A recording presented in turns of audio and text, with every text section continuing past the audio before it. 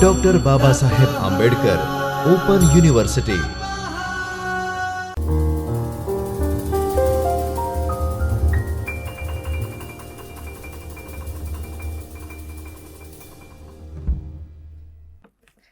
Namaste. I, Devarshi Modi, welcome you all on our YouTube platform BAOUGujarat. Friends, today we will going to learn about a poem Because I Could Not Stop for Death, written by Emily Dickinson, that is there in the TYBA syllabus. The name of the paper is The Study of Poetry. Friends, in this particular paper, so far we have seen several forms and the types of poetry. We have gone in detail in some of the major examples of the poems like My Last Duchess and so on. And today we are going to discuss a famous lyric written by Emily Dickinson, Because I Could Not Stop for Death. So let us begin with our discussion. Friends, today in this lecture, the entire lecture is divided into two parts. In the first part, we will going to understand the brief idea about the writing style of Emily Dickinson. We will also going to understand the structure of the form lyric. We will going to get some idea about critical understanding of this poem.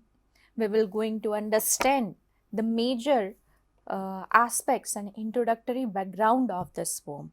So let us begin with the introduction of and with the idea about our poet Emily Dickinson.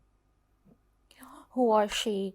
What was her writing style? And some of the brief idea about the influences that she had on her writing style. Friends, it's very important to note that Emily Dickinson was an American poet. She was very famous for her unconventional style of writing. The major characteristics, if we would like to point out from her writing style or from her writings, would be unconventional style, themes of death and immortality, nature and the spirituality, and isolation and individuality. This particular poem that we will going to deal today, Because I Could Not Stop for the Death, is one of Emily Dickinson's most celebrated poem and was composed somewhere around 1863. In this poem, a female speaker tells the story of how she was visited by death.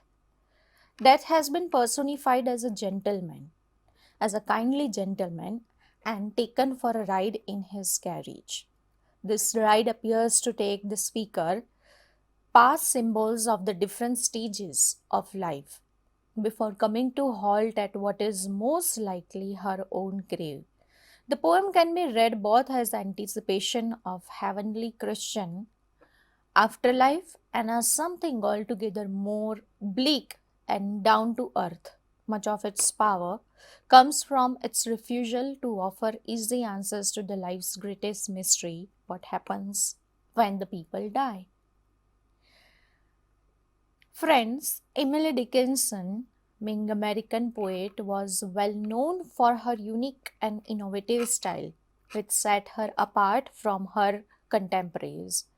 She lived much of her life in relative seclusion in Amherst and wrote nearly 1800 poems, though only handful were published during her lifetime.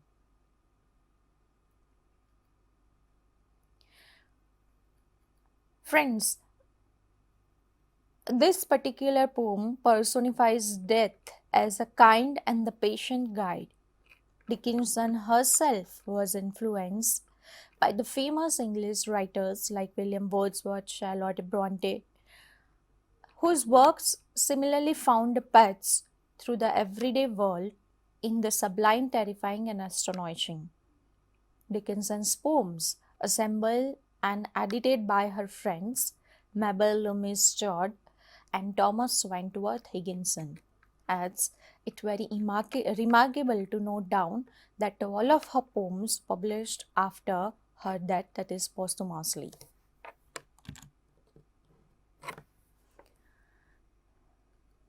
Let us get some idea about this poem that we will going to learn today. This particular poem, because I could not stop for the death, as a lyrical poem. It's a lyric in nature.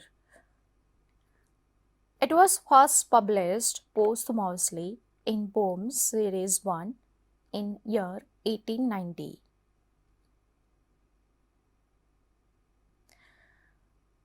The speaker of this poem is a female speaker and she meets personified death. That over here in this particular poem is a gentleman who is riding in horse carriage that picks up the speaker in the poem and takes the speaker on her journey to afterlife. The poem was published under the title The Chariot. The poet's persona speaks about death and afterlife, the peace that comes along with it, and without haste. In this poem, the speaker personifies death as a young man riding with her in a carriage. As she goes through to afterlife, she briefs us of her past life while she was still alive. Dickinson's introspective nature led her to explore themes of solitude, personal identity, and the inner life. Friends, it's very important. Again, we will soon going to read the text of the poem and we'll going to find that the innovative use of the language made by Emily Dickinson in this particular poem, and not only this poem, but she is again known for her innovative use of the language. She played with syntax, slant, rhyme, imagery, making her work strikingly modern. Although Dickinson was largely unknown during her lifetime, her work gained recognition after her death when her poems were published and later restored to the original forms. Today, Dickinson is considered one of the greatest American poets, influencing many of the modern poetry with her brevity, depth, and originality. This particular poem, Because I Could Not Stop for Death, is told entirely in a first person. The female speaker tells the reader a story retrospectively describing how a personified death came one day to pick her up. Indeed, he had to come to her because the speaker could not stop.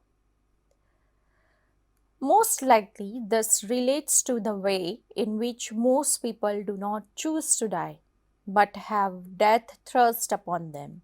The speaker is aware of the customs and the social behaviors of her time, both sensing a kind of gentlemanliness and figure of death and responding with her own polite and respectful behavior. That's why she puts away her labor and leisure, intuiting that she no longer has a use for work or the play because she is going to die. As often with Dickinson's poem, the speaker sometimes describes things implicitly rather than stating them outrightly. For instance, the speaker refers to the tomb as a house, not a grave. And in the last stanza, the speaker implies that she has been dead for centuries without actually saying so.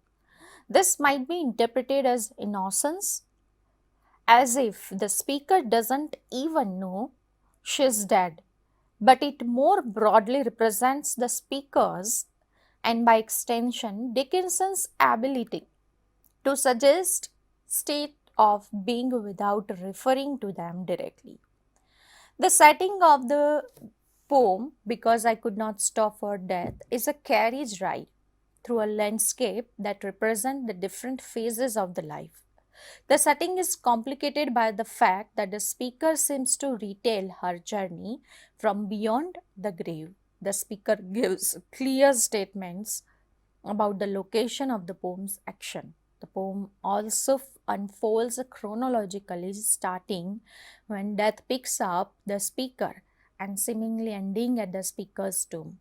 This slow paced journey goes past places that appear to symbolize stages of the human life. Children praying at a school represent childhood, growing crops represent maturity, and setting sun conveys old age. The final step seems to be the speaker's own grave, seen in the penultimate stanza.